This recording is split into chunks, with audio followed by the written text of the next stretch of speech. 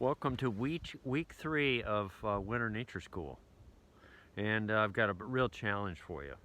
Most people cannot do what we're going to try to do.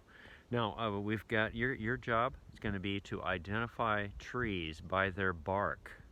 And I've made a video for you to look at, and you also have a tree identification page with little notes. See which ones, there's 8 stations, see which ones you can actually get, okay? All right, good luck to you.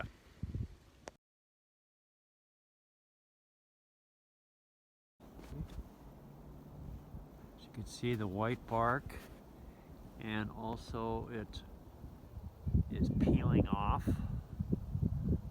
as it goes up the trunk. Common characteristic of this tree is this sort of flaky bark that it has. There's one here, and there's another one right here. And you can see it gets this flaky bark. It's pretty easy to ID.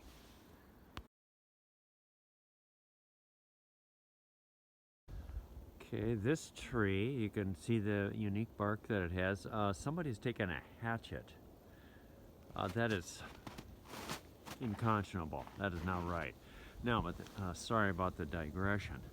But up here, this tree, it doesn't lose its leaves. And so this is a key thing. Now, if it has lost all of its leaves, go up a little further, and you can see there's this sort of light, dark, vertical lines there. And that tells you that that's this species.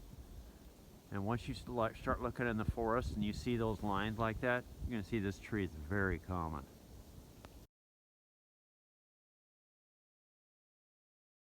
Okay, this one can have this sort of ridged alligator-like bark, but then it tends to lose some of its bark. Down here you see it's got this fungus growing here. I want to show you one other one that's got the fungus, but that's the alligator-type bark and the fungus. The one that's got the fungus really strongly, and then it's going back to its regular bark.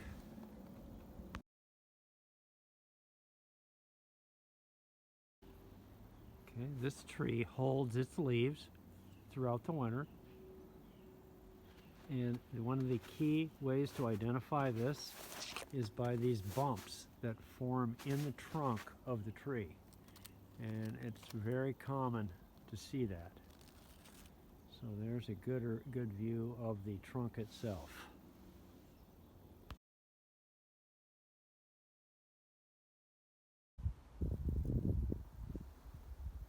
Check out the bark on this. This is very unusual.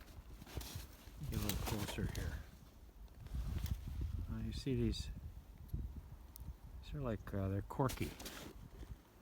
These vertical ridges here. I've never seen this on any other type of tree.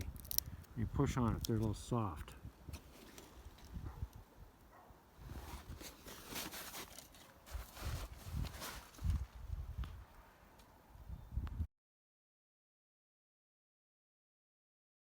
Okay, this tree is not long-lived, and the key on this, on the older trees, you can see that this whitish color, and that is one of the keys. Now when it's younger, the whole thing's going to be white, but on the mature ones, it's going to be dark and then light at the top.